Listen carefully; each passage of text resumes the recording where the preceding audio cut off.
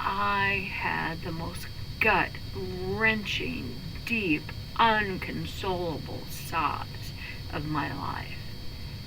My one and my only son, my only child. The addiction that he went through, the pain, the suffering, mine and his. I was terrified every time that I tried to call him and he didn't answer the phone. Every time that something on the news said there was a drug deal gone bad and people were shot and killed. Every time that some drugs were laced with too much fentanyl and there were addicts that were lying on the streets in a city near us who had died from an overdose from fentanyl that had been put in with the other drugs. I knew it was him. I cried, I sobbed, I wept, I tortured myself. I just knew I was going to lose him to this horrible, horrible thing. And every time that I grieved him, I lost him over and over again. I didn't think I could survive anymore. I didn't know what to do. I was helpless. I was powerless over this whole situation in so many ways. But my son wasn't doing this to me. I was doing this to me. Every time that anything seemed out of kilter, I went directly to the fact that he was dead, because that was my greatest fear, and it was eating me up inside. I couldn't stand the pain that I was feeling, the fear that had overwhelmed me over and over again.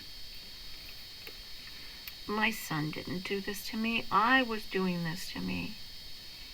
My son has survived his addiction so far, and yet I mourned his death at least 100 times. And I'm serious, it was deep, deep guttural mourning that I felt. And yet, it accomplished absolutely nothing except for me to torture myself with the situation. And until I could get a grip on myself and my feelings and let go of my fears, I was of no use to anyone.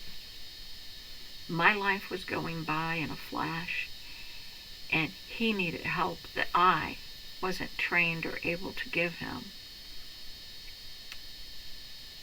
That was my part